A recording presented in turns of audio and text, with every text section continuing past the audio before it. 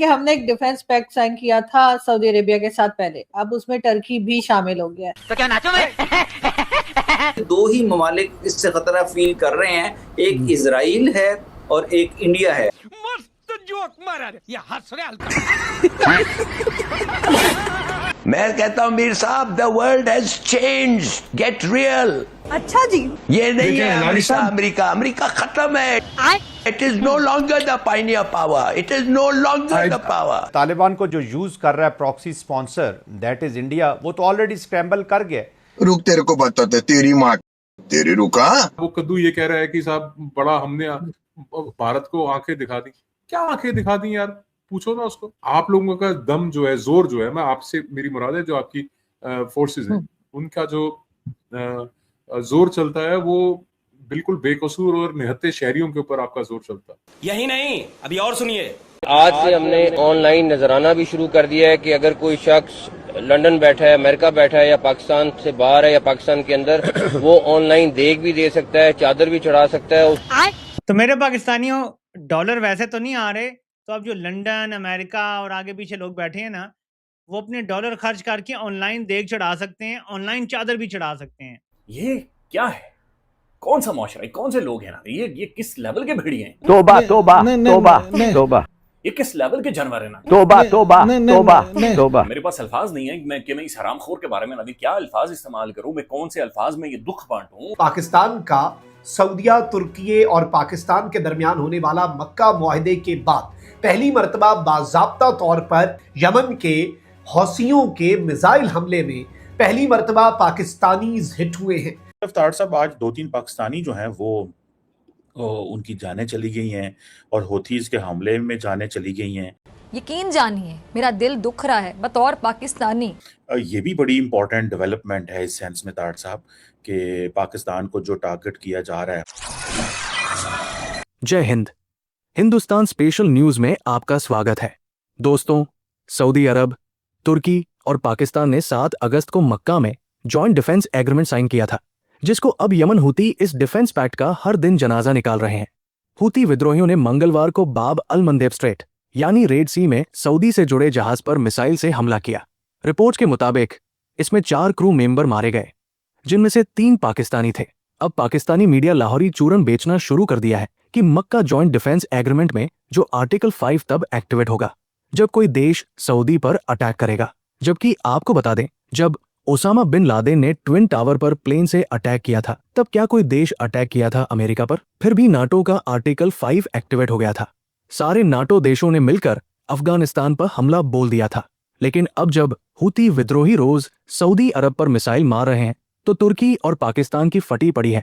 इससे पता चलता है इस जॉइंट डिफेंस एग्रीमेंट की क्या अहमियत है। साथ ही हूती विद्रोहियों ने सऊदी जहाजों की नाकाबंदी शुरू कर दी है। अब तक वे रेड सी में सऊदी से जुड़े 8 जहाजों पर हमला कर चुके हैं। इनमें एंसिलिया, लाइला, गजल और वफा जैसे जहाज शामिल हैं। तो चलिए इसी टॉपिक पर पाक मीडिया और पाकिस्तानियों का रिएक्शन देखते हैं। अगर चैनल पर नए हैं तो प्लीज चैनल को सब्सक्राइब कर लें और वीडियो को लाइक करके कमेंट में अपनी राय जरूर लिखें। पाकिस्तान, सऊदीया और तुर्की के दरमियान मक्का दिफाई मुआहदे के बाद हौसियों ने सऊदी अरब पर हमला किया, ऐलान किया इस हमले का।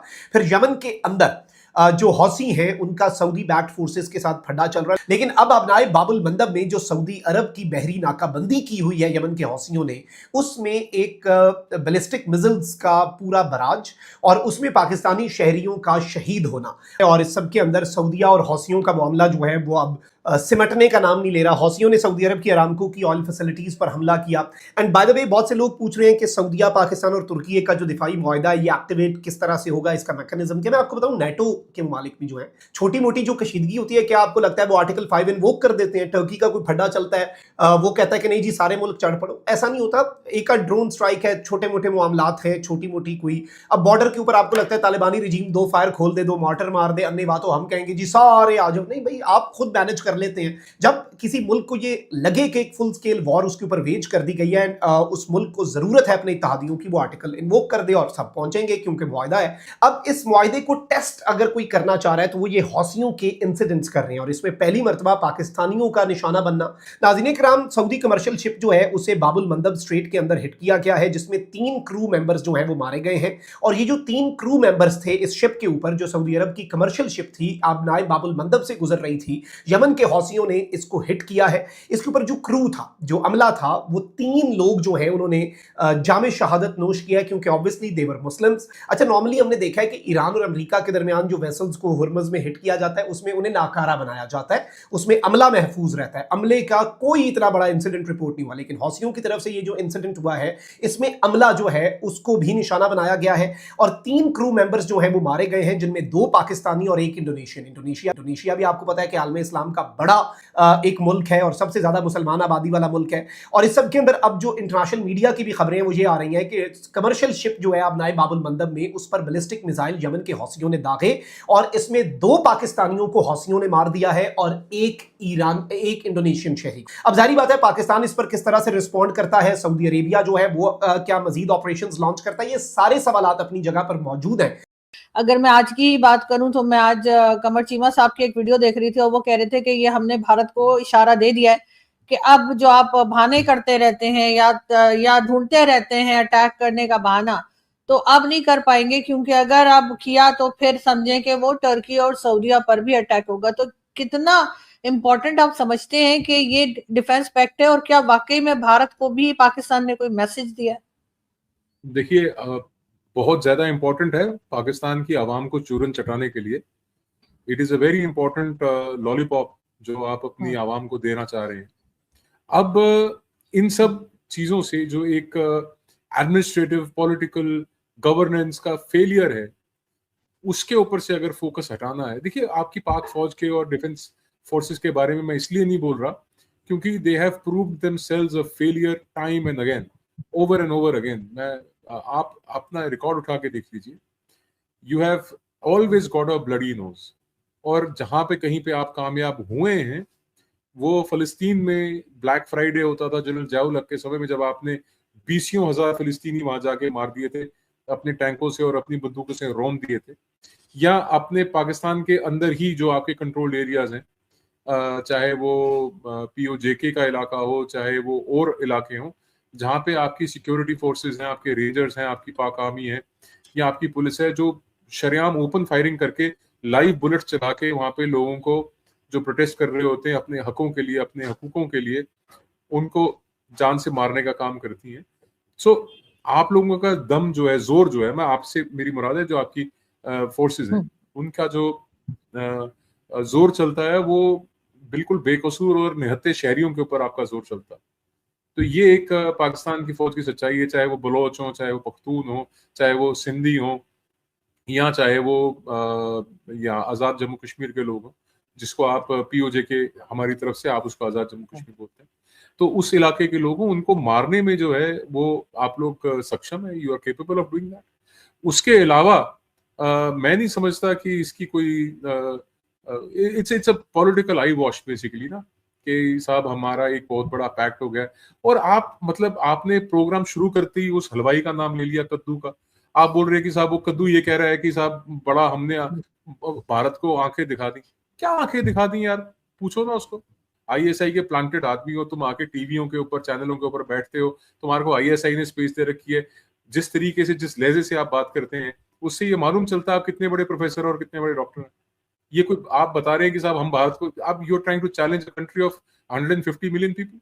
आप 1.5 बिलियन की आबादी के लोगों को आप बोल रहे हैं कि साहब हम आपको चैलेंज कर रहे हैं, ये भारत को एक खुला हमारा इशारा है। तो तुम आ जाओ ना, तुम कितनी बार चढ़ के दौड़े थे, हर बार तुम भागे हो। इस बार वो कह रहे कि साहब हमने इनके तैयारे गिरा दिए, हवाई जहाजों को कहते हैं, लड़ाकू विमानों को तैयारे गिरा दिए। अरे तुम्हारे 10-11 एयरबस उड़ गए यार, what are you talking about यार। मतलब ये लोग इस कौम को किस तरफ लगा रहे हैं, आप जरा सोचें। जिस मुल्क में टके की सरमायाकारी नहीं आ रही, जिस मुल्क में कर्ज 87% बढ़ गया है और एक साल में 6,000 अरब कर्जा लिया गया है एक साल में। इसको अगर आपने समझना है तो यूं समझें कि नवाज शरीफ की 2013 से 2018 के दरमियान जो हुकूमत थी, उसने जो टोटल कर्जा लिया था वो तकरीबन 16,000 अरब था। कितना था? 16,000 अरब। शहबाज ने इन 5 सालों में पाकिस्तान का कर्जा तकरीबन 45,000 अरब बढ़ा दिया है। नवाज शरीफ की उस तबाही से भी 3 गुना ज्यादा तबाही फैला दी है, यानी तबाही दर तबाही। तो अगर आप पूरे पाकिस्तान के 78-79 सालों की हुकूमतें देख लें, सबसे ज्यादा कर्जा शरीफों के दौर में चढ़ा है। 90 की दहाई निकाल लें, 2013 से 18 निकाल लें, या 2022 से लेकर अभी तक निकाल लें, पाकिस्तान के कर्जे की अक्सरियत शरीफों के दौर में चढ़ा है पाकिस्तान पे। यानी डिक्टेटर्स ने भी इतना कर्जा नहीं चढ़ाया जितना इनको जब वज़ीर-ए-आज़म लगाते हैं डिक्टेटर्स तो चढ़ जाता है कर्जा। इतनी तबाही ये निकाल गए इस मुल्क की। मैंने जाके 25 सऊदी अरब से लाने हैं, 25 मैंने लाने हैं कुवैत से, 25 कतर से, 25 यूएई से। लेकिन अब हमें पता चला है कि पैसे तो नहीं मिले, लेकिन हमने नजराने का, ये वो नजराना नहीं जो आप इंडियन फिल्मों के अंदर, गानों के अंदर, तेरे दिल का नजराना, मेरे दिल का नजराना या आंखों का नजराना, ये वो वाली बात नहीं है। ये दाता दरबार पर नजराना की बात हुई है।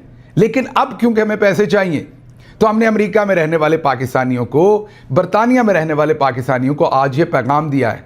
और अंदरूनी और बैरूनी, अंदर एक होता है ना, आपके अंदर का इंसान होता है, एक बाहर का इंसान होता है। तो दोनों जो अंदर वाले और बाहर वाले, मतलब वजीर दाखिला और वजीर खारजा, एक सांस आप अंदर लेते हैं, एक सांस आप बाहर निकालते हैं। ये दोनों सांसें जो आसिम मुनीर की हैं, बाहर वाली और अंदर वाली। एक तरफ मोहसिन नकवी जो इंटीरियर मिनिस्टर हैं, वजीर दाखिला, और एक तरफ जो फॉरेन मिनिस्टर हैं, वजीर खारजा, दोनों ने टोपियां पहनी, जुड़ के खड़े हुए तारा और सितारा दोनों। मेले में बिछड़ गए थे, ये दोनों सगे भाई हैं। इनकी अम्मा को दाता दरबार में ये दोनों भाई किसी मेले में अम्मा के साथ गए थे, बिछड़ गए थे, अब मिले हैं जाके इस उम्र में। तो दोनों जुड़ के खड़े हैं और वहाँ से आपके नाम पैगाम क्या देते हैं कि पाकिस्तान ने क्या तरक्कियाँ की हैं, क्या नई टेक्नोलॉजी पाकिस्तान लेके आया है। Field marshal retired Syed Asim Munir, तमगा इम्तियाज़ मिलिट्री के ज़माने में। सुनिए, तो सोराब में बमबारी हो रही है, नॉर्थ वजीरिस्तान में फायरिंग हो रही है, बलूचिस्तान में खंदकें खुद गई हैं, बलूचिस्तान तकरीबन हमारे हाथ से खुदा न खास्ता निकल गया है, जिसकी जिम्मेदारी पिछले जनरल्स पर भी है। लेकिन उसमें कैटलिस्ट का किरदार जो है वो field marshal retired Syed Asim Munir, तमगा इम्तियाज़ मिलिट्री ने अदा किया है।